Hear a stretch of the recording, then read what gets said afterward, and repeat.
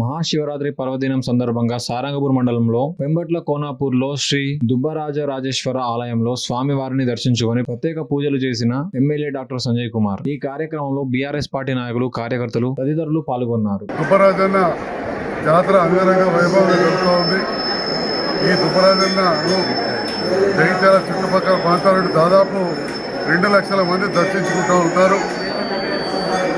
వారిలో భాగంగా ఈరోజు మాకు కూడా దర్శన భాగ్యం కలిగించినందుకు ఆ మహాశివుని వేడుకుంటూ అందరం కూడా లోక సంస్థ సుఖినోభవంతు అంటాం, సర్వేజన సుఖినోభవంతు అంటాం. మరి ఆ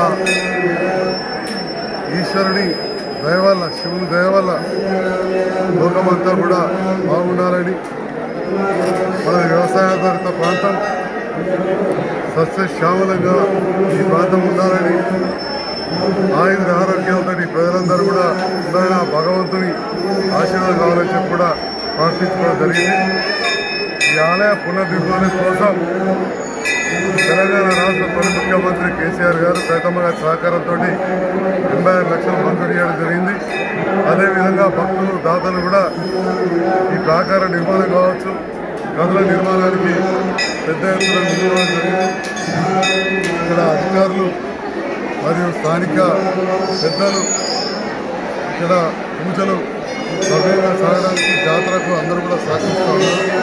ఇది వచ్చిన సందర్భంలో అన్నింటిలో మా నాయకులందరూ కూడా పేరు పేరున హృదయపూర్వక ధన్యవాదాలు.